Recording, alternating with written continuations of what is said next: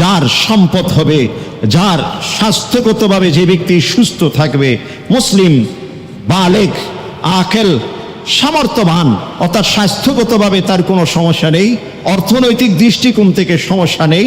অর্থনৈতিক দৃষ্টিকোণ হলো কয়েক ধরনের, যে তার মাতৃভূমি থেকে যেখানে সে অবস্থান করছেন সেখান থেকে বাইতুল্লাহ পর্যন্ত যাতায়াত, সেখানে যেই কয়দিন অবস্থান করবে ওই কয়দিনের তার রসদ, একই সাথে তার যে পরিবার পরিজনকে রেখে যাবে, তাদের জন্য পর্যাপ্ত কিছু রেখে যাবে, এই সব কিছুর সামর্থ্যবান যে ব্যক্তি হবে তার জন্য স্ট্রাকচার দিয়েছেন, সে ব্যক্তি যেন আমার এই ঘর জিয়ারত করতে আসে। এরপরেও যদি কোনো ব্যক্তি না যায়, রাসূল করিম সাল্লাল্লাহু আলাইহি ওয়াসাল্লাম হাদিসে ইরশাদ করছেন, মান লাইসা লাহু মানে মান লাম ইয়ামনা, যে ব্যক্তির কোনো মানে নেই, যার মধ্যে শরঈ কোনো উজর নাই, জাহিরি কোনো কারণ নেই, কোনো বাদশা রাজা বাদশার কোনো প্রতিবন্ধকতা নেই, এমনকি কোনো রোগ তার মধ্যে নেই, সে চাইলে যেতে পারবে, এ ফালাম ইয়াহুজ্জা, এরপরও সে ব্যক্তি হজ করেন নাই, রাসূল করিম সাল্লাল্লাহু আলাইহি ওয়াসাল্লাম ইরশাদ করছেন, সে ব্যক্তি হয়তো ইহুদি অথবা খ্রিস্টান হয়ে সে মৃত্যুবরণ করবে। আল্লাহ রাসূল বলেন সে যেন কখনো ইহুদি এবং খ্রিস্টান হয়ে মৃত্যুবরণ না করে। এটা ভয়, একটা আশঙ্কা ধারণ করেছেন, পেশ করেছেন। আল্লাহ পাক যেন তাকে বদ্দিন হয়ে দিন ইসলাম থেকে সে বের হয়ে যেন তার মৃত্যু না হয়। কারণ কোন ব্যক্তি বাইতুল্লাহর হজকে অস্বীকার করতে পারে না একমাত্র বিধর্মী ব্যতীত। এই জন্য যাদের এই সামর্থ্য আছে, সুস্থ আছে স্বাস্থ্যগত দৃষ্টিকোণ থেকে, মানসিক দৃষ্টিকোণ থেকে তিনি আলহামদুলিল্লাহ, অর্থনৈতিকভাবে সব আছে, প্রাপ্তবয়স্ক, সে ব্যক্তি যেন বাইতুল্লাহ হজ করে। من يهده الله فلا مضل له ومن يضلله فلا هادي له وأشهد أن لا إله إلا الله وحده لا شريك له وأشهد أن سيدنا ونبينا ومولانا محمدا عبده ورسوله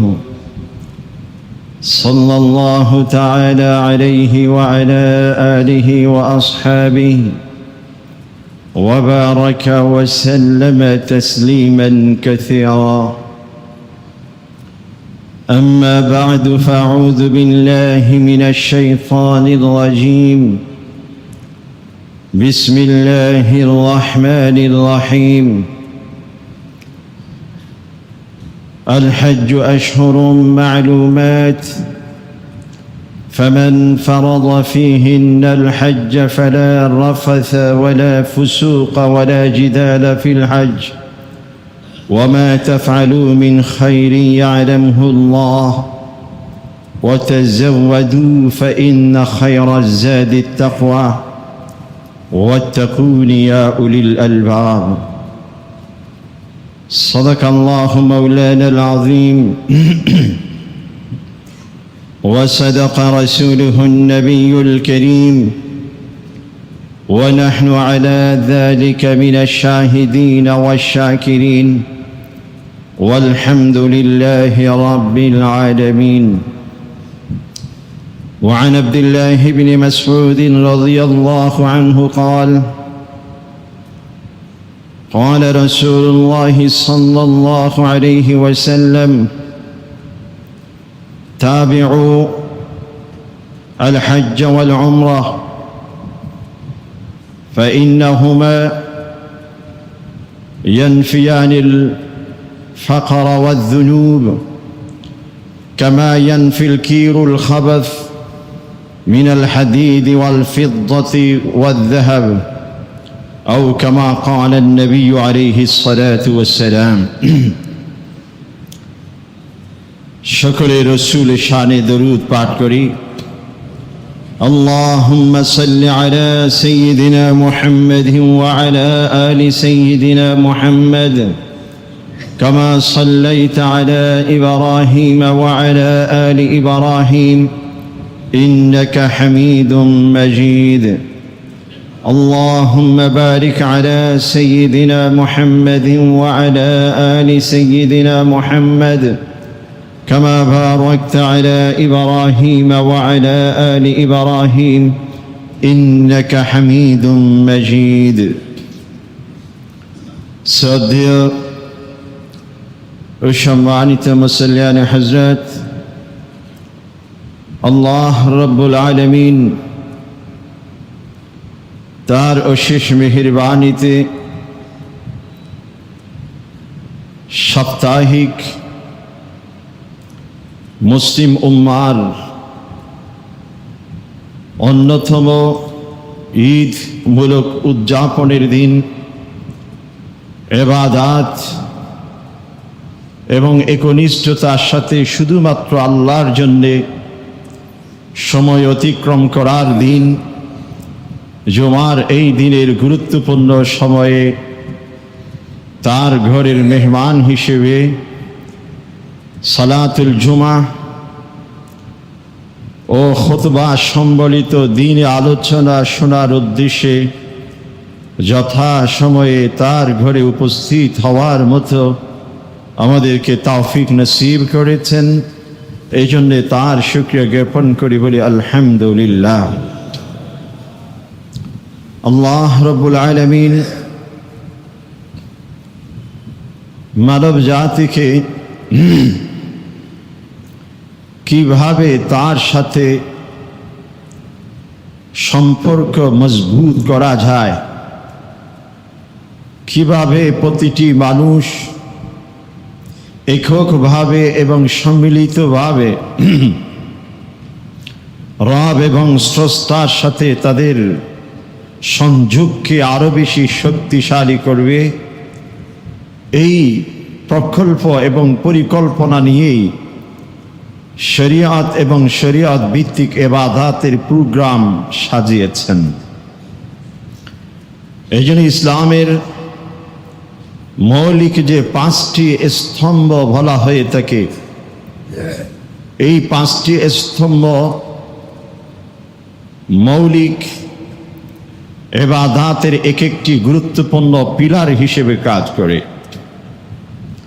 আব্দুল্লাহ ইবনে ওমর রাদিয়াল্লাহু আনহু থেকে বর্ণিত সেই প্রসিদ্ধতম হাদিস ইরশাদ করছেন, বুনিয়াল ইসলামু আলা খামস, ইসলামকে 5টি স্তম্ভের উপর নির্মাণ করা হয়েছে।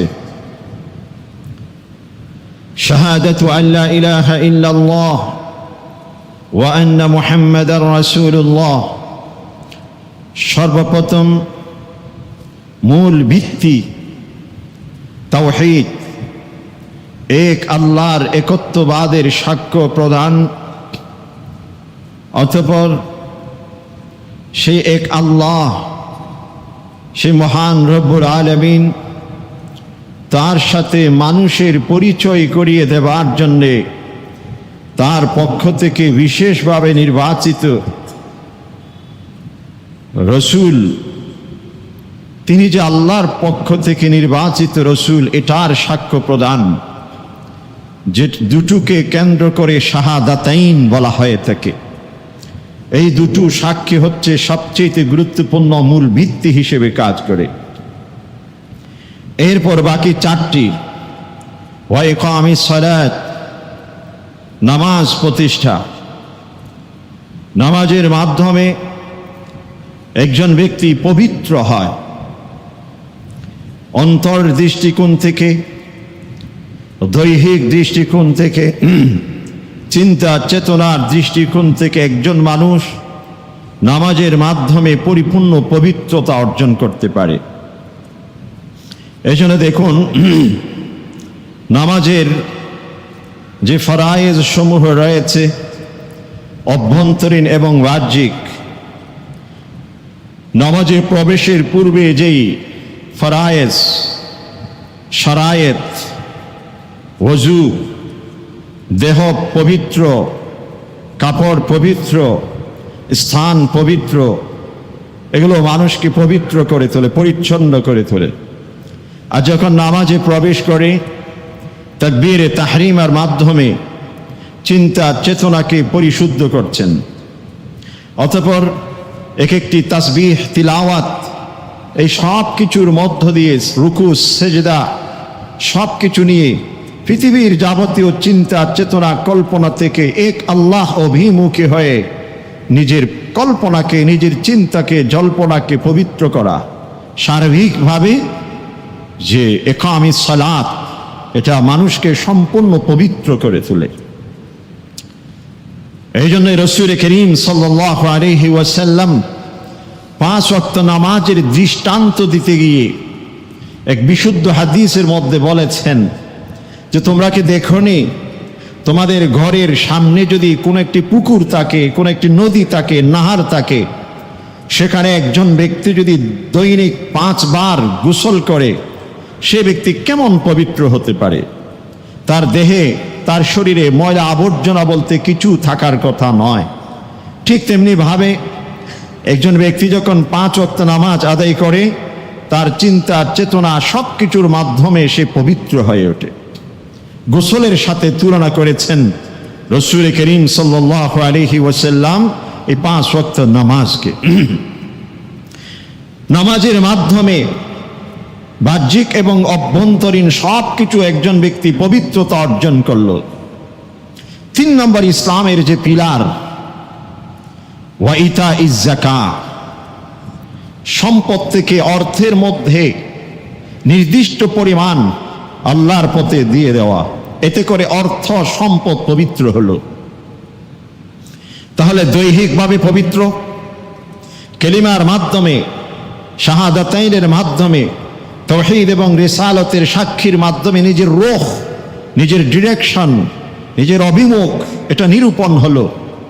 সালাতের মাধ্যমে দৈহিক, বাহ্যিক, অভ্যন্তরীণ পবিত্র হলো। যাকাতের মাধ্যমে সম্পদের দৃষ্টিকোণ থেকে পবিত্র হলো। ওয়াসাউমি রমাদান, এরপর সিয়াম সাধনা। সিয়াম সাধনার মাধ্যমে একজন ব্যক্তি জাগতিক খাদ্য খাবার চাহিদা, এই সব কিছু থেকে বিমুখতা, এই সব কিছুর প্রতি মানুষের যে তেমন কোনো আগ্রহ নেই, আসক্তি নেই, এটা যে কিছুই না, এইটুকু প্রমাণ, এইটুকু অন্তরের মধ্যে বিশ্বাস এবং আকীদাটুকু মজবুত করা হলো। সৌমি রমাদানের মাধ্যমে জাগতিক যত খাদ্য ইত্যাদি সব কিছু পরিহার করার একটা শিক্ষা সেখানে পেল।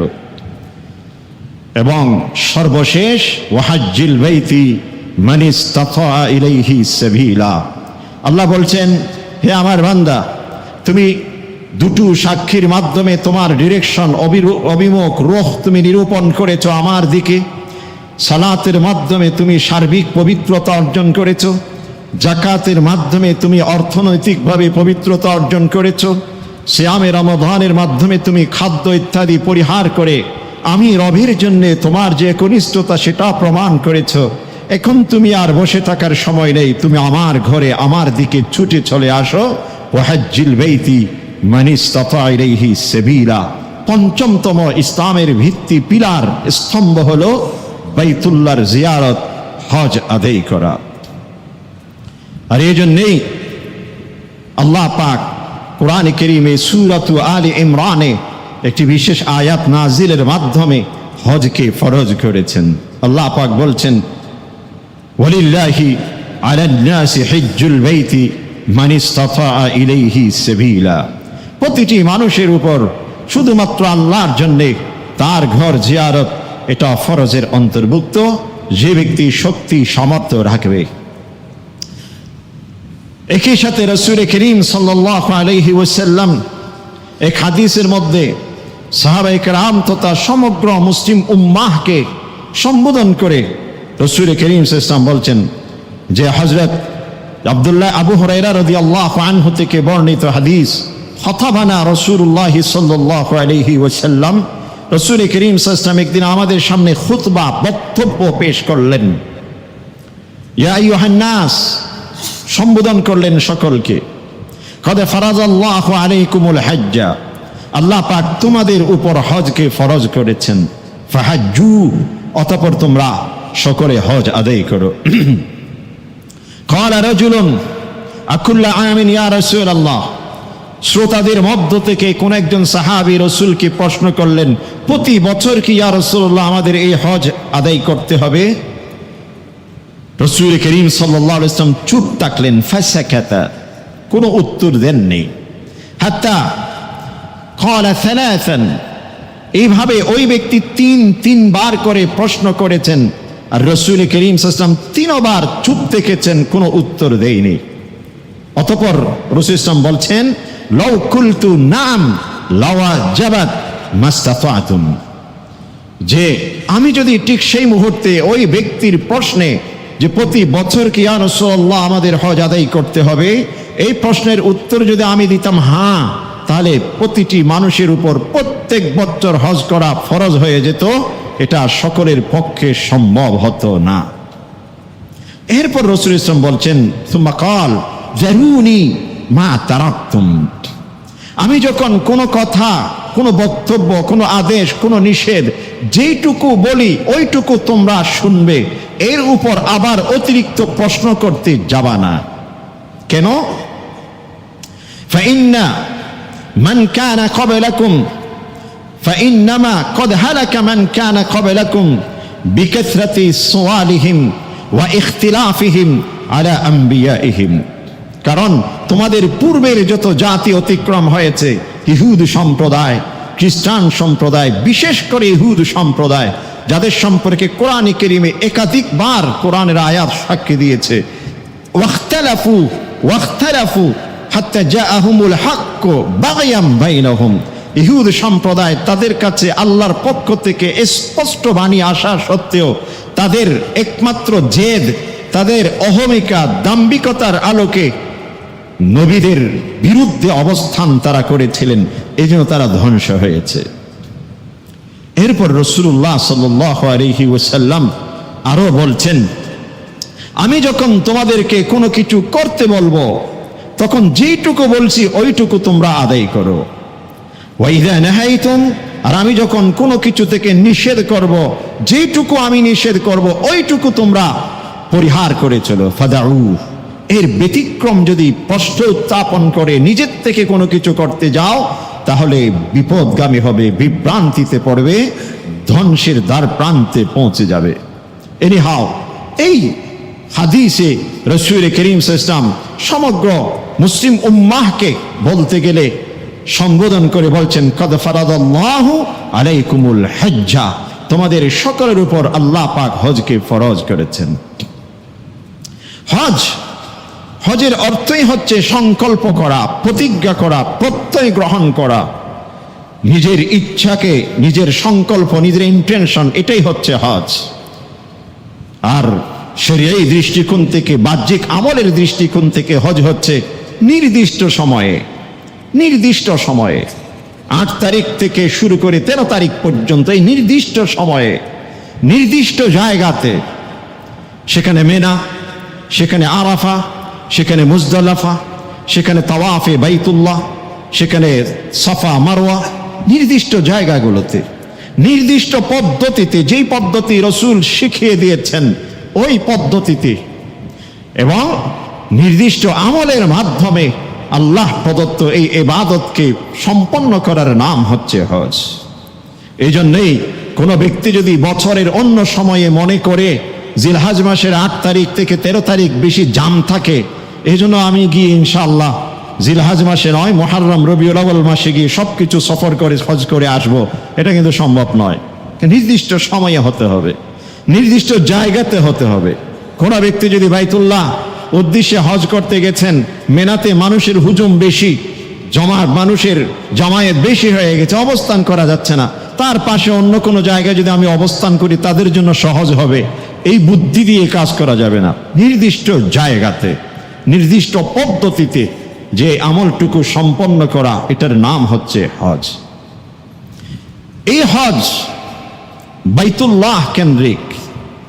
বাইতুল্লাহকে এই পর্যন্ত 10 বার নির্মাণ করা হয়েছে। সর্বপ্রথম বাইতুল্লাহ আল্লাহ পাক নির্মাণ করিয়েছেন ফেরেশতাদের মাধ্যমে। অতঃপর আদম আলাইহিস সালাম যখন পৃথিবীতে আসেন, অতঃপর বাইতুল্লাহ তিনি নির্মাণ করেছেন। বাইতুল্লাহ নির্মাণের পরে আদম আলাইহিস সালাম বাইতুল্লাহর চতুর্দিকে তাওয়াফ করেছেন। এটা হচ্ছে হজের সূচনা। আদম আলাইহিস সালাম থেকেই হজের সূচনা। পরবর্তীতে নূহ আলাইহিস সালামের প্লাবনে সবকিছু হারিয়ে যায়। আল্লাহ পাকের বিশেষ পরিকল্পনায় এরপর ইব্রাহিম আলাইহিস সালাম আল্লাহ পাক তাকে নির্দেশ দিলেন নিজের সন্তানকে মা সহ নির্বাসনে দেওয়ার জন্য ওই নির্দিষ্ট জায়গাতে বাইতুল্লাহর কাছে। আল্লাহ পাকের পরিকল্পনা, ইব্রাহিম আলাইহিস সালামের আমল, ইব্রাহিম আলাইহিস সালামের পরীক্ষা, ইব্রাহিম আলাইহিস সালামের একনিষ্ঠতা এত বেশি মজবুত ছিল, আল্লাহ পাক তার মাধ্যমে এই বাইতুল্লাহকে আবাদ, এই কেন্দ্রিক ইবাদতের যে একটি গুরুত্বপূর্ণ জায়গা, এটাকে প্রতিষ্ঠিত করা, এটা আল্লাহ পাকের পরিকল্পনা ছিল। এই জন্য পরিবারকে বলছেন ওখানে তুমি নির্বাসনে দিয়ে আসো। অতঃপর যেখানে জনমানব পশু পাখি কিছুই ছিল না, পানি ছিল না, গাছগাছালি ছিল না, কোনো কিছুই ছিল না, মরুভূমির চতুর্দিক দুই দিকে পাহাড়, এমন একটি জায়গাতে মা এবং সন্তানকে রেখে চলে আসলেন। সেখান থেকে শুরু হলো জমজম, সেখান থেকে শুরু হলো মানুষের আগমন, সেখান থেকে শুরু হলো মানুষের বসবাস। অতঃপর আল্লাহ পাক ইব্রাহিম আলাইহিস সালামকে সন্তান যখন ধীরে ধীরে বড় হতে শুরু করলো, আল্লাহ পাক নির্দেশ দিলেন তুমি বাইতুল্লাহকে নির্মাণ করো। ওয়াইদ বাওয়ানা লিইব্রাহিম মাকানাল বাইত, যে আমি ইব্রাহিম আলাইহিস সালামকে বাইতুল্লাহর যে জায়গা এটাকে যে দেওয়ার পর নির্দেশ দিয়েছি, আল্লাহ তুশরিক বি শাইআ, আমার সাথে কারো তুমি অংশীদার করবে না। এক আমি রবের সাথে, আমি রবের ইবাদতের সাথে অন্য কাউকে লেশ পরিমাণ তুমি অংশীদার করবে না, এবং আমার অভিমুখে ইবাদত করার জন্য একটি ঘর হিসেবে এই ঘরটিকে তুমি নির্মাণ করো। ওয়াতাহির বাইতিয়া লিত্তাইফিন ওয়াল কাইমিন ওয়ার রুকআইস সুজুদ, এবং আমার এই ঘরকে তুমি পবিত্র করে তোলো, যারা নাকি এর চতুর্দিকে তাওয়াফ করবে, যারা এখানে অবস্থান করবে, যারা এই ঘর অভিমুখে আমার উদ্দেশ্যে রুকু এবং সেজদাতে ঝুঁকে পড়বে, তাদের জন্য এই ঘরকে তুমি পবিত্র করে তোলো। এরপর বলছেন ঘর নির্মাণ হয়ে গেল, ঘর পবিত্র হয়ে গেল, এরপর বলছেন তুমি সমগ্র বিশ্বের মানুষকে এই ঘরের প্রতি আহ্বান করো।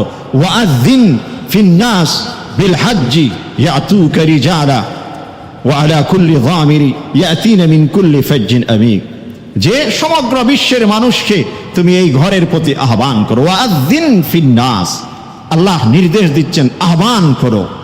ওয়াআযিন ফিন্নাস, মানুষের মধ্যে তুমি এলান করে দাও। মুফাসসিরিন কিরাম লিখেছেন কিয়ামত পর্যন্ত যত মানুষ বাইতুল্লাহ জিয়ারত করতে যাবে, কোনো না কোনো ভাবে সেই ব্যক্তির কান পর্যন্ত আল্লাহ ইব্রাহিম আলাইহিস সালামের ওই আহ্বান, ওই দাওয়াত তার কান পর্যন্ত পৌঁছে গেছে। তবে তার একটি স্ট্রাকচার আল্লাহ পাক দিয়ে দিয়েছেন, একটা ফ্রেম আল্লাহ পাক দিয়ে দিয়েছেন। যার সম্পদ হবে, যার স্বাস্থ্যগতভাবে যে ব্যক্তি সুস্থ থাকবে, মুসলিম, বালেগ, আকেল, সামর্থ্যবান, অর্থাৎ স্বাস্থ্যগতভাবে তার কোনো সমস্যা নেই, অর্থনৈতিক দৃষ্টিকোণ থেকে সমস্যা নেই। অর্থনৈতিক দৃষ্টিকোণ হলো কয়েক ধরনের, যে তার মাতৃভূমি থেকে যেখানে সে অবস্থান করছেন সেখান থেকে বাইতুল্লাহ পর্যন্ত যাতায়াত, সেখানে যেই কয়দিন অবস্থান করবে ওই কয়দিনের তার রসদ, একই সাথে তার যে পরিবার পরিজনকে রেখে যাবে তাদের জন্য পর্যাপ্ত কিছু রেখে যাবে, এই সব কিছুর সামর্থ্যবান যে ব্যক্তি হবে তার জন্য স্ট্রাকচার দিয়েছেন, সে ব্যক্তি যেন আমার এই ঘর জিয়ারত করতে আসে। এরপরেও যদি কোনো ব্যক্তি না যায়, রাসূল করিম সাল্লাল্লাহু আলাইহি ওয়াসাল্লাম হাদিসে ইরশাদ করছেন, মান লাইসা লাহু মানে মান লাম ইয়ামনা, যে ব্যক্তির কোনো মানে নেই, যার মধ্যে শরঈ কোনো উজর নাই, জাহিরি কোনো কারণ নেই, কোনো বাদশা রাজা বাদশার কোনো প্রতিবন্ধকতা নেই, এমনকি কোনো রোগ তার মধ্যে নেই, সে চাইলে যেতে পারবে। ফালাম ইয়াহুজ্জা, এরপরও সে ব্যক্তি হজ করেন নাই, রাসূল করিম সাল্লাল্লাহু আলাইহি ওয়াসাল্লাম ইরশাদ করছেন সে ব্যক্তি হয়তো ইহুদি অথবা খ্রিস্টান হয়ে সে মৃত্যুবরণ করবে। আল্লাহ রাসূল বলেন সে যেন কখনো ইহুদি এবং খ্রিস্টান হয়ে মৃত্যুবরণ না করে। এটা ভয়, একটা আশঙ্কা ধারণ করেছেন, পেশ করেছেন। আল্লাহ পাক যেন তাকে বদ্দিন হয়ে দিন ইসলাম থেকে সে বের হয়ে যেন তার মৃত্যু না হয়। কারণ কোন ব্যক্তি বাইতুল্লাহর হজকে অস্বীকার করতে পারে না একমাত্র বিধর্মী ব্যতীত। এই জন্য যাদের এই সামর্থ্য আছে, সুস্থ আছে স্বাস্থ্যগত দৃষ্টিকোণ থেকে, মানসিক দৃষ্টিকোণ থেকে তিনি আলহামদুলিল্লাহ, অর্থনৈতিকভাবে সব আছে, প্রাপ্তবয়স্ক, সে ব্যক্তি যেন বাইতুল্লাহ হজ করে। আর যে ব্যক্তি এই কাজটি করবে না, বিলম্ব করবে, রাসূল করিম সাল্লাল্লাহু আলাইহি ওয়াসাল্লাম আরেক হাদিসের মধ্যে ইরশাদ করছেন, আজ্জিলু বিল হজ, তোমরা হজকে যত দ্রুত করা যায়, যত দ্রুততম সময়ে তুমি হজ আদায় করতে পারো করো। কেন? ফাইন্নাহু ইয়ামরাদুল মারিজ, যে কোনো রোগে আক্রান্ত হয়ে যেতে পারো।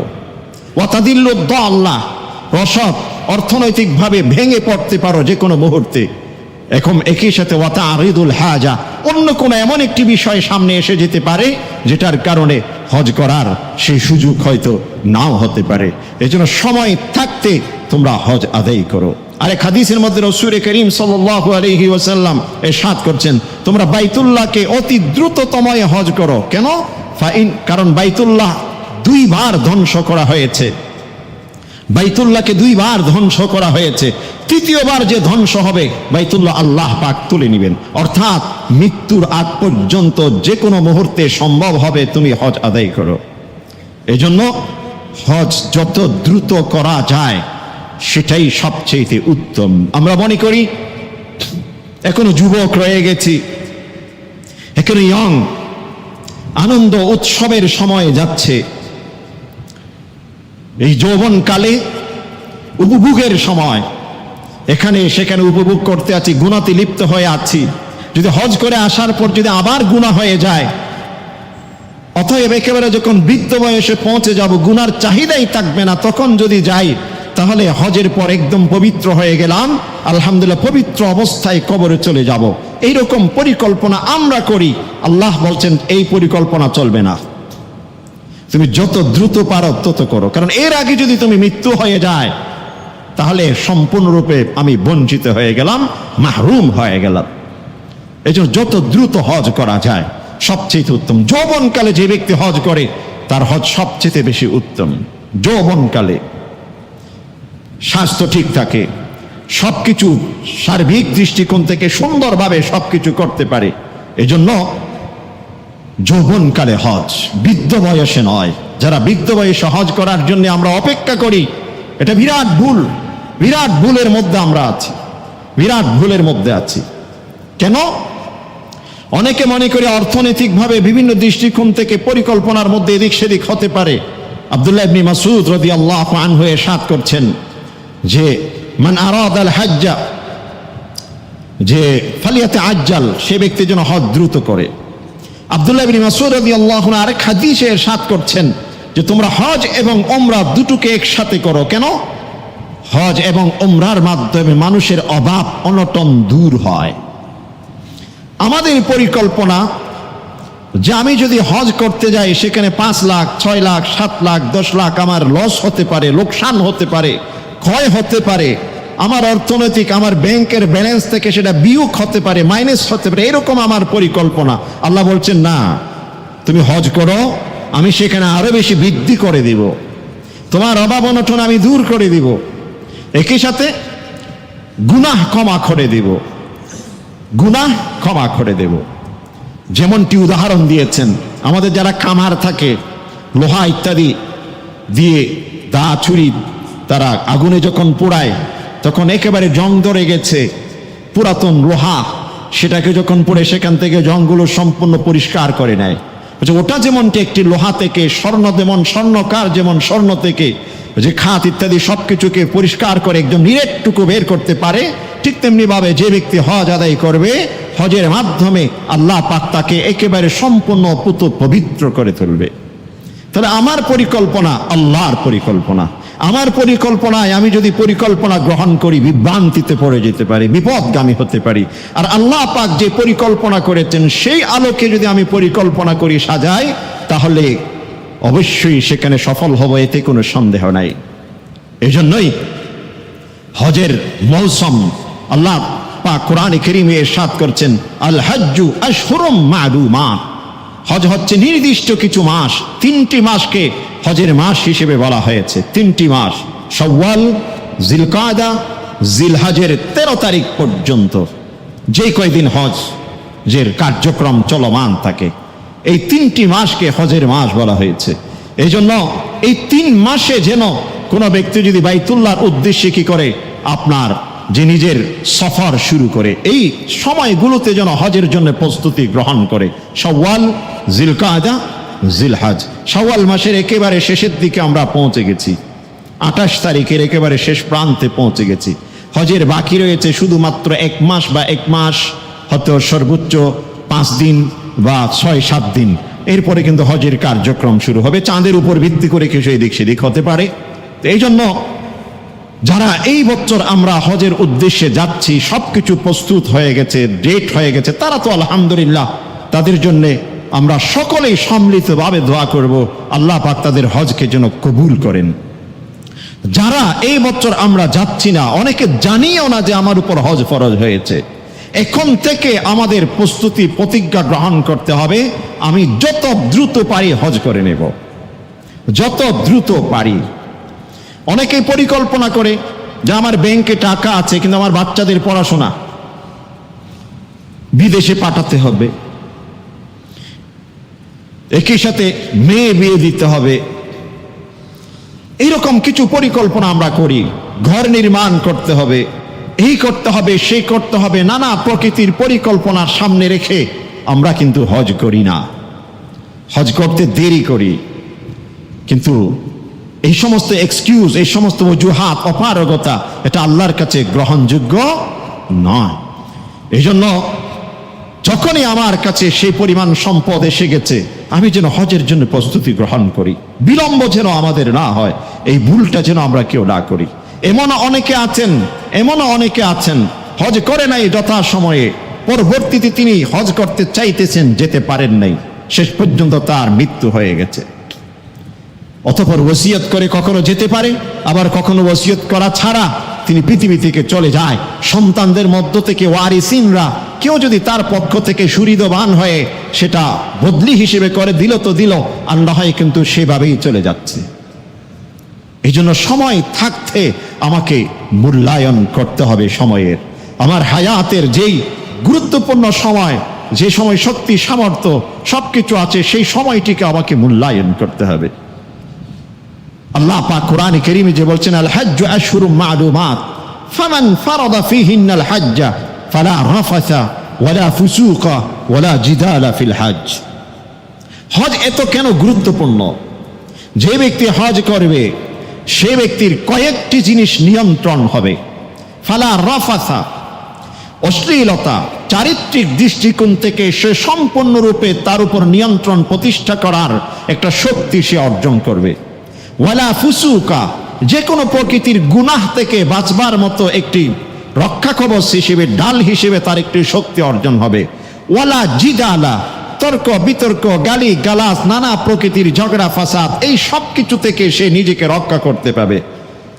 ওয়ালা জিদালা ফিল হজ ওয়ামা তাফআলু মিন খায়র ইয়ালামহুল্লাহ। এরপর অন্যান্য বাকি যে কল্যাণমূলক কাজ, ভালো ভালো কাজ রয়েছে, এই সব কিছুর প্রতি উৎসাহ উদ্দীপনা নিজের ভিতর তৈরি হবে।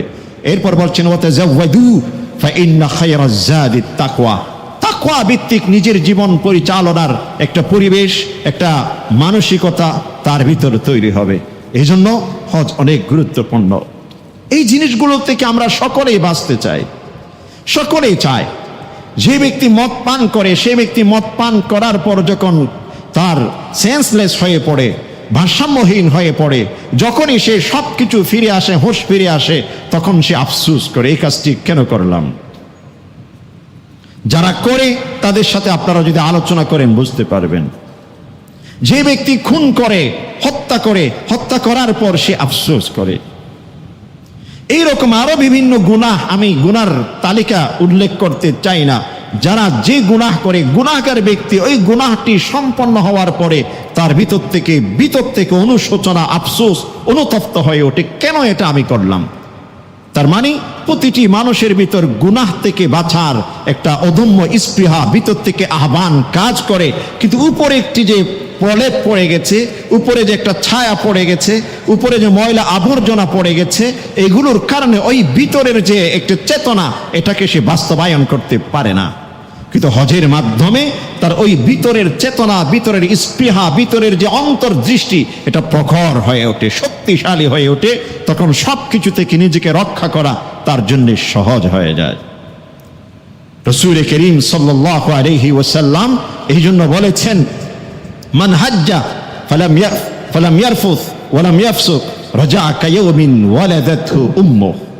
যে ব্যক্তি হজ করলো অতঃপর সে ব্যক্তি কোনো অশ্লীল কাজের সাথে সম্পৃক্ত হয় নাই, অথবা গুনাহের কোনো কিছুর সাথে নিজেকে সম্পৃক্ত করে নাই, সে ব্যক্তি ওই ছোট্ট নিষ্পাপ ইনোসেন্ট মাসুম বাচ্চার মতো হবে, যেই বাচ্চাটি একেবারে মায়ের গর্ভ থেকে প্রসবিত হয়েছে। ওই বাচ্চা যেমন নিষ্পাপ, তার কোনো গুনাহ নেই, হজ আদায় করার পর একজন মানুষ সেরকম নিষ্পাপ হয়ে যায়। তবে এখানে একটু ব্যাখ্যা রয়েছে।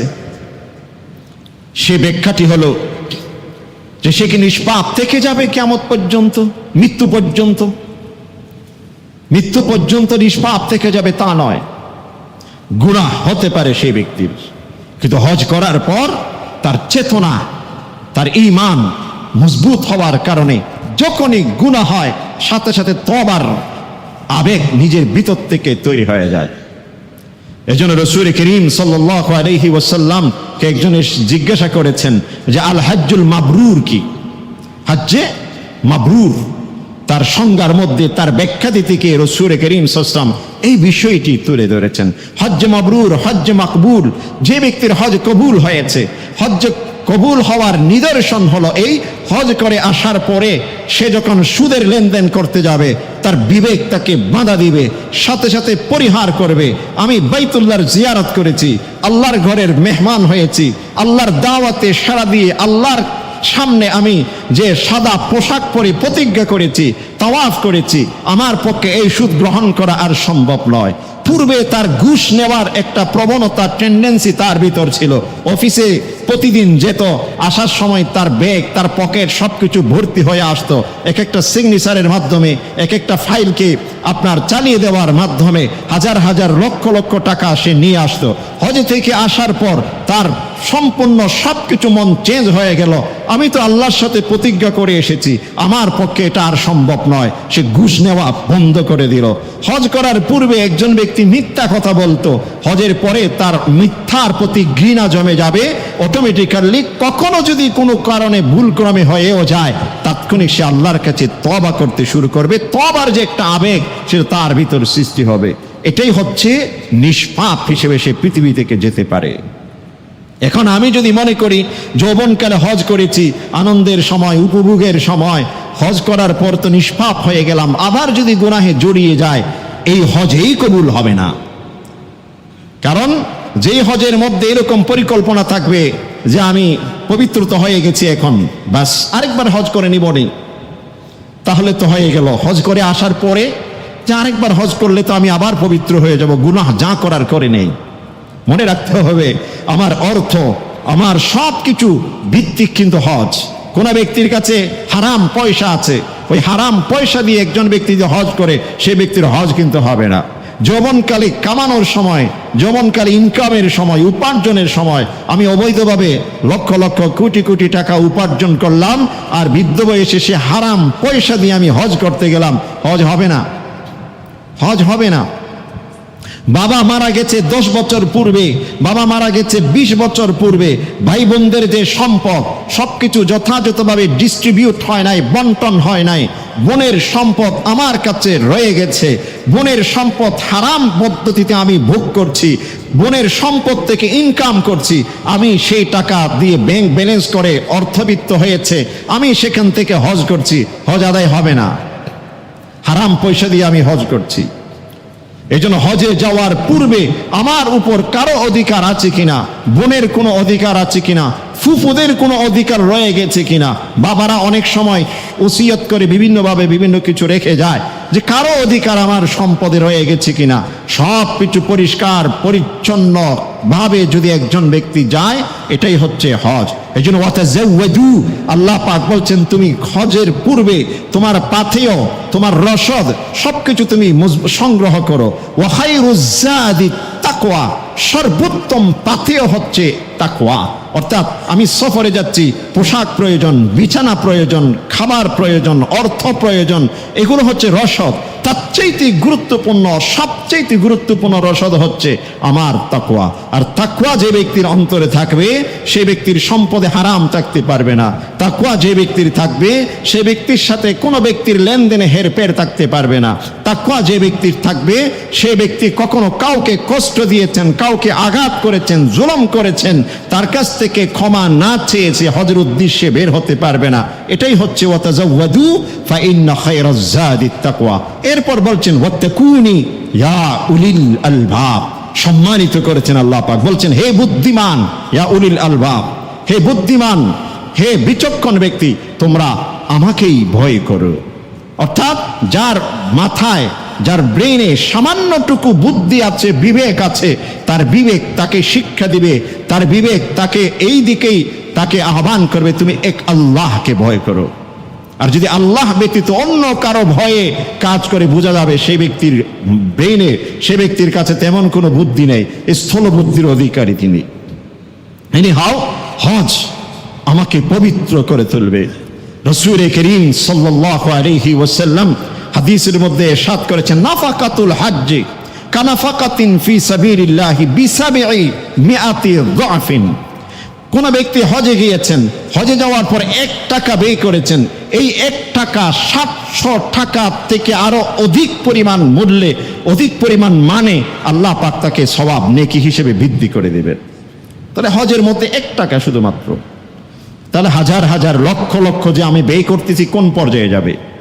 আবার সেটা যদি আরো বিভিন্ন দিক সেখানে আছে, ওই টাকা কোনো ব্যক্তিকে এহসান করার জন্য দিয়েছি, টাকা খরচ সওয়াব অনেক গুণ বেড়ে গেল, এহসানের সওয়াব অনেক গুণ বেড়ে গেল, মুসাফির হিসেবে খরচ অনেক গুণ বেড়ে গেল। আল্লাহ পাক নেকি দেবার জন্য এক একটা জাল, এক একটা থলি আমার জন্য খুলে রেখেছেন, কিন্তু আমি নিতে পারছি না। এক একটা পয়েন্ট রেখে দিয়েছেন। দেখেন বিভিন্ন কোম্পানি, আমরা যখন বিভিন্ন কোম্পানিতে এমপ্লয়িরা যখন সেখানে অ্যাপয়েন্টমেন্ট পেয়ে যায়, ফার্স্ট একটি বেতন তার ধরেছে, তোমার এই 60,000 টাকা বেতন।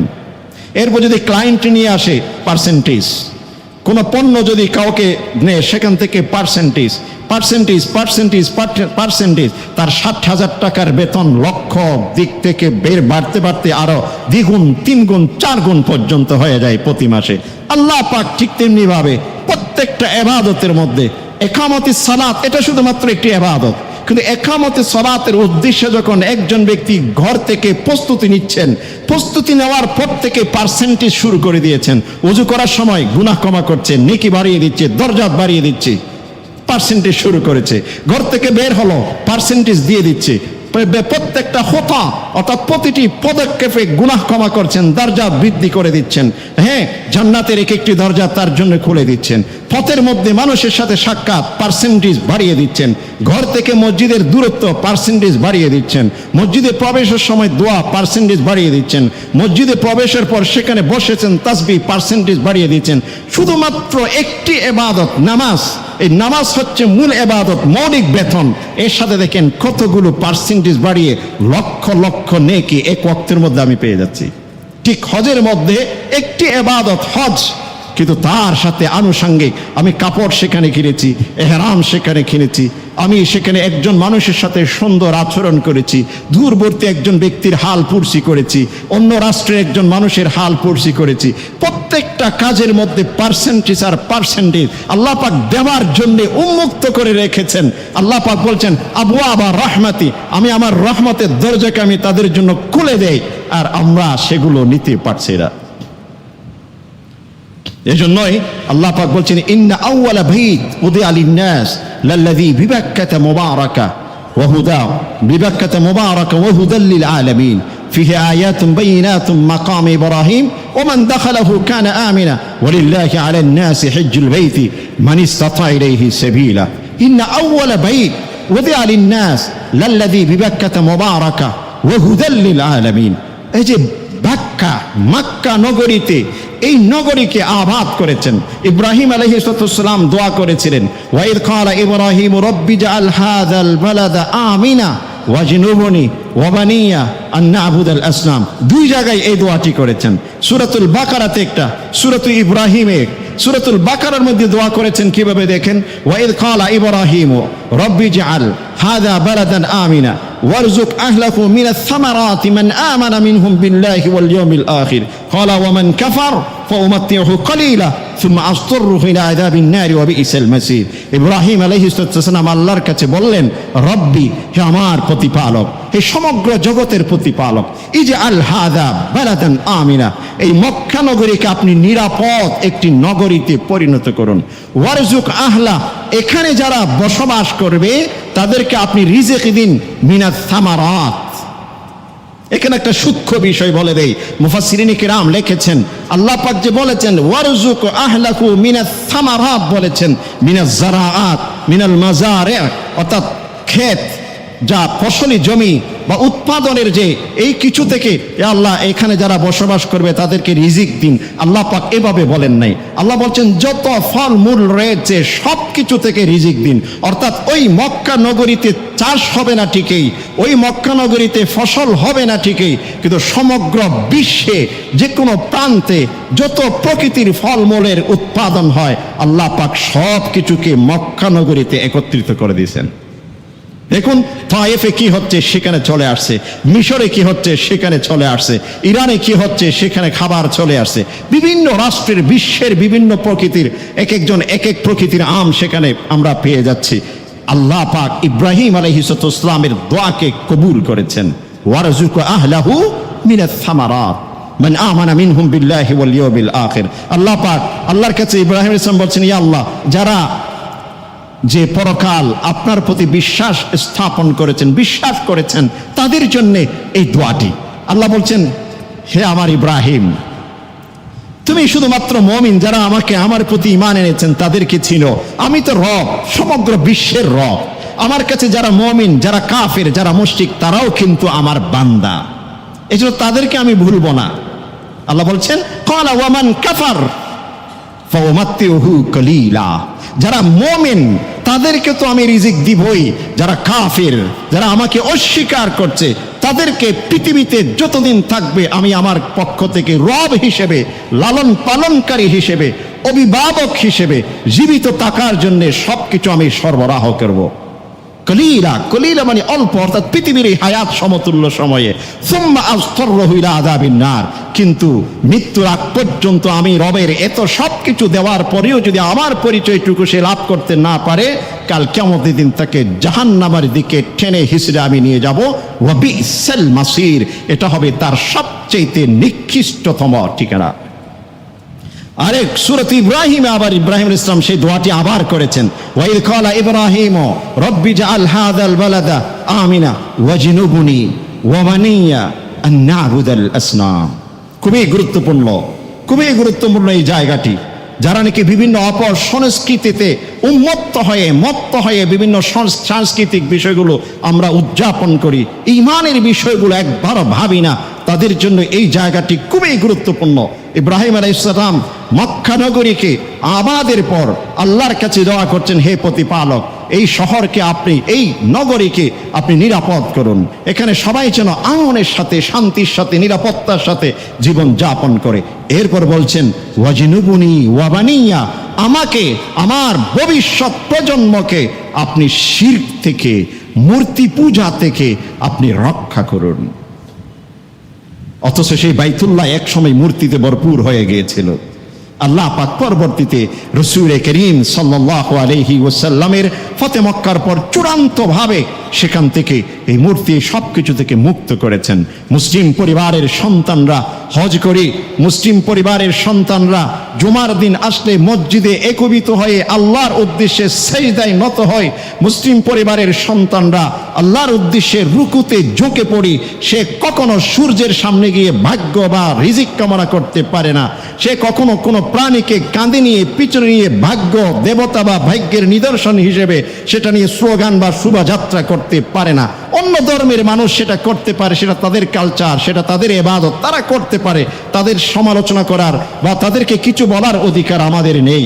তবে হ্যাঁ, আমার সন্তানদের, আমার একই জাতি হিসেবে মুসলিম ভাইদেরকে, মুসলিম যুবকদেরকে বলার সার্বিক অধিকার শুধু নয়, এটা আমাদের ঈমানি দায়িত্ব। তারা আমরা এটা কেমনে করতে পারি, আমাদের সন্তানকে সেদিকে কেমনে ঠেলে দিতে পারি আমরা। এই জন্য আমি হজ করলাম, আমি ওমরা করলাম, আমরা এসে মুখরোচক হিসেবে বলি রমজান মাসে ওমরা করেছি, এই খেয়েছি, সেই খেয়েছি, কিন্তু আমার সন্তানটি ঘর থেকে বের হয়ে কোথায় যাচ্ছে, কি কি কাজ করছে, আমাদের কিন্তু একবার খোঁজ নেবা দরকার। স্টাডি করুন।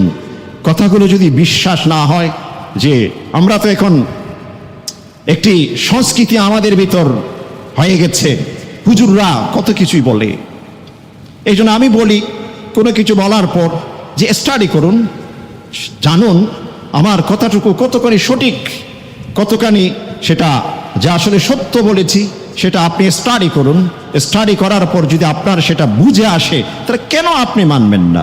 আপনি ভালোটুকু অবশ্যই মানবেন, ভালোটুকু অবশ্যই মানবেন। আর ভালোটুকু মানেন বলেই তো আপনার এই মর্যাদা। আল্লাহ পাক মানুষকে কিন্তু সেইটুকু দিয়েছেন। এনি হাও, হজের এই মৌসুম, আমাদের হজের আশহুর, আল হজ্জ আশহুরুম মা'লুমাত, হজের মাস শুরু হয়েছে। এখন যারা আমরা হজে যাব, আলহামদুলিল্লাহ যাব, যারা এখনো পর্যন্ত প্রস্তুতি নেই, হজের জন্য প্রস্তুতি আমাদের গ্রহণ করতে হবে। হজ কেন গুরুত্ব? হজের কারণে মুসলিম ঐক্য তৈরি হয়। দেখুন, বাংলাদেশের মানুষ এক কালচারের, এক ধরনের খাদ্য তারা গ্রহণ করে, এক ধরনের পরিবেশে তারা জীবন যাপন করে। ইউরোপের যারা, তারা এক ধরনের খাদ্য গ্রহণ করে, এক ধরনের পরিবেশে তারা জীবন যাপন করে। মধ্যপ্রাচ্যের বিভিন্ন কান্ট্রির এক একজন এক এক খাদ্যতে অভ্যস্ত, এক একভাবে খাদ্য গ্রহণ করে। এক এক দেশের মানুষের পোশাক এক এক ধরনের, এক এক দেশের মানুষের গায়ের রং এক এক ধরনের, এক এক দেশের মানুষের কথা এক এক ধরনের। কিন্তু হজের মাধ্যমে আল্লাহ পাক সকলকে সম্মিলিতভাবে এক জায়গায় করে নিচ্ছেন, একীভূত করে নিচ্ছেন, ঐক্যের কাতারে নিয়েছেন। ঐক্যের কাতারে কেমন ঐক্য? সকলের মুখ দিয়ে একটি শব্দ সেই সময় চলতে থাকে। কেউ কারো ভাষা বুঝে না, কিন্তু একটি ভাষা বুঝে। যে ইউরোপের, সে কি বলে বাঙালি বুঝে না, বাঙালি কে কি বলে ইউরোপের মানুষ বুঝে না, আরবের মানুষ বুঝে না, আরবের মানুষ কি বলছে বাঙালি বুঝে না। কিন্তু এক এক দেশের মানুষ অন্য দেশের ভাষা বুঝে না, কিন্তু একটি ভাষাতে সকলে একমত। সেটা কি? লব্বাইক আল্লাহুম্মা লব্বাইক, লব্বাইক লা শারীকা লাকা লব্বাইক, ইন্নাল হামদা ওয়ান নি'মাতা লাকা ওয়াল মুলক লা শারীকা লাক। এই ভাষা কিন্তু সকলের এক। এই ভাষাটুকু যেখানে এক করে দিয়েছে, তাহলে আমাদের ঐক্যের জায়গা, ঐক্যের পয়েন্ট, সেন্ট্রাল পয়েন্ট হচ্ছে বাইতুল্লাহ। এজন্য হজ ঐক্যের শিক্ষা দেয়। এক একজনের এক এক মত থাকতে পারে, এক একজনের এক এক চিন্তা চেতনা থাকতে পারে। এই সব কিছু নিয়ে একীভূত হওয়া, এটাই হচ্ছে হজের শিক্ষা। এজন্য যে কোনো জায়গাতে ঐক্যবদ্ধভাবে, এজন্য ইসলামের যে কোনো ইবাদতের মধ্যে দেখবেন পৃথক ভাবে ইবাদত, আবার সেখানে ঐক্যের বিষয় আছে। রোজা প্রতিটি মানুষ ইন্ডিভিজুয়ালি করে, প্রতিটি মানুষ ইন্ডিভিজুয়ালি রোজা রাখে, কিন্তু সেখানে সম্মিলিত কিছু কাজকে দিয়ে রোজাকে আরো বেশি প্রাণবন্ত করে তুলেছে। ইফতারের সময় সকলে সম্মিলিতভাবে, সেহরি সম্মিলিতভাবে, এবং রোজা যখন শেষ হয় ঈদের মাধ্যমে সকলে সম্মিলিতভাবে। কুরবান প্রত্যেকটা মানুষ আলাদা আলাদা দিচ্ছেন, কিন্তু সকলে যখন একই সাথে একই সমাজের মধ্যে দিচ্ছেন সম্মিলিতভাবে। একজন ব্যক্তি কোরবানি দিয়েছেন, সে ব্যক্তি নিজের কোরবানিকে যদি মকবুল কোরবানি প্রাণবন্ত করে তোলার জন্য সম্মিলিতভাবে নিজের পরিবারকে দাও, আত্মীয় স্বজনকে দাও, প্রতিবেশী যারা গরিব গুরবা তাদেরকে দাও, সম্মিলিত একটি সেখানে একটা নিয়ে এসেছেন। নামাজ ইন্ডিভিজুয়ালি ইবাদত, কিন্তু জামাত সহকারে আদায় করো। ইসলামের প্রত্যেকটা কাজের মধ্যে একীভূত হওয়া, ঐক্যের একটি শিক্ষা, ঐক্যের লেসন আল্লাহ পাক দিয়েছেন। কিন্তু দুঃখের বিষয়, আমরা ছোট ছোট কিছু বিষয়ের কারণে ঐক্য হতে পারি না। আর ঐক্য তো হয় না, অনেক গুরুত্বপূর্ণ কাজ পর্যন্ত আমরা এদিক সেদিক করে ফেলি। এই জন্য কারো এক একটা জিনিস আছে, কারো বুদ্ধি আছে, আর কারো টাকা আছে। যে ব্যক্তির বুদ্ধি আছে, বিচক্ষণতা আছে, সে ব্যক্তি কিন্তু টাকা না থাকার কারণে তার বুদ্ধির সম্বলিত যে চিন্তা চেতনা, যে পরিকল্পনা, এটাকে সে বাস্তবায়ন করতে পারে না, অ্যাপ্লাই করতে পারে না। কিন্তু যেই ব্যক্তির কাছে টাকা আছে, দুটো যখন এক হয়ে যায়, একটা বিশাল কিছু হতে পারে। আমরা যারা চাকরি করি, অনেক বড় বড় কোম্পানির মালিক তার তেমন কোনো পড়াশোনা নাই, আল্লাহ পাক তাকে টাকা দিয়েছেন, এটা আল্লাহর খেলা। আল্লাহ পাক কাউকে বিবেক দিয়েছেন, বুদ্ধি দিয়েছেন, শিক্ষা দিয়েছেন, আরেকজনকে এমন টাকা দিয়ে দিয়েছে সেই ব্যক্তির কাছে বুদ্ধিমানরা ধরা। আর যে ব্যক্তির কাছে টাকা আছে সে ব্যক্তি যদি ওই বুদ্ধিমান ওই শিক্ষিত মানুষগুলোকে একত্রিত না করতো তাহলে তার টাকা দিয়ে সে কিছুই করতে পারতো না। আর যে ব্যক্তি শিক্ষিত সে ব্যক্তি যদি মনে করতো আমি শিক্ষিত, আমার শিক্ষা আছে, ওই টাকা আছে, কি হয়েছে, তার সাথে আমার কি সম্পর্ক, তাহলে কিছুই করতে পারতো না। কিন্তু দুজন যখন একই হয়ে গেছে এখন কিন্তু অনেক কিছু করা সম্ভব। এই জন্য সমাজের সকল সেক্টরে এই বিষয়গুলো যদি আমরা লক্ষ্য রাখি তখন দেখা যাবে ঐক্যবদ্ধভাবে অনেক কিছু করা যায়। ছোট্ট ছোট্ট বিষয়গুলোকে পরিহার করে আমাদের পরস্পরের যে একটা মন মালিন্যতা, পরস্পরের দূরত্ব, এগুলোকে যত বেশি নিরসন করা যায়, যত বেশি সলভ করা যায়, যত বেশি সেগুলো থেকে বেঁচে থাকা যায়, তত মানবতা বোধ, তত বেশি মনুষ্যত্ব বোধ, তত বেশি ভ্রাতৃত্ববোধ, তত বেশি কাজের গতি, তত বেশি আপনার যে মানুষের কল্যাণমুখী পরিকল্পনা কাজ করা, এটা কিন্তু সকলের পক্ষে সহজ হয়। এটা হচ্ছে হজের শিক্ষা। এই জন্য যারা আমরা হজে যাই, আমার কাছে পানি আছে, একজন ভাই পানি পাচ্ছেন না, তাকে পানি দেব। আমার কাছে খাদ্য আছে, আরেকজন ভাই খাদ্য পাচ্ছে না, তাকে আমি খাদ্য দেব। একজন ব্যক্তি হাঁটতে পারছেন না, তার যদি লাগেজটুকু আমি একটি ধরে সামনে এগিয়ে দেই তাহলে আল্লাহ পাক প্রতিটি কাজে আমাকে নেকি দিবেন। একজন ব্যক্তি সফরে হাঁটতে হাঁটতে কষ্ট হয়ে গেছে, পা ব্যথা করছে, তাকে যদি আমি একটু ধরে সামনের দিকে এগিয়ে নিয়ে দেই, এটাই হচ্ছে শিক্ষা, এটাই হচ্ছে ইসলাম, এটাই হচ্ছে ঐক্যের যে উপাদান। আমরা ঐক্যের কথা বলি কিন্তু ঐক্যের কতগুলো উপাদান আছে, ওই উপাদানগুলো কি, এই জিনিসগুলোর দিকে যদি লক্ষ্য রাখি তাহলে ঐক্যবদ্ধভাবে কাজ করা কিন্তু সম্ভব হয়।